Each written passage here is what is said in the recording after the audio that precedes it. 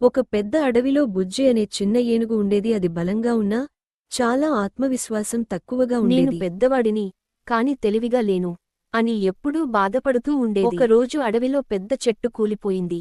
అందరూ అడవి జంతువులు దాటలేక ఇబ్బంది పడ్డారు. అప్పుడే అక్కడికి చిట్టి అనే చిన్న చీమ వచ్చింది.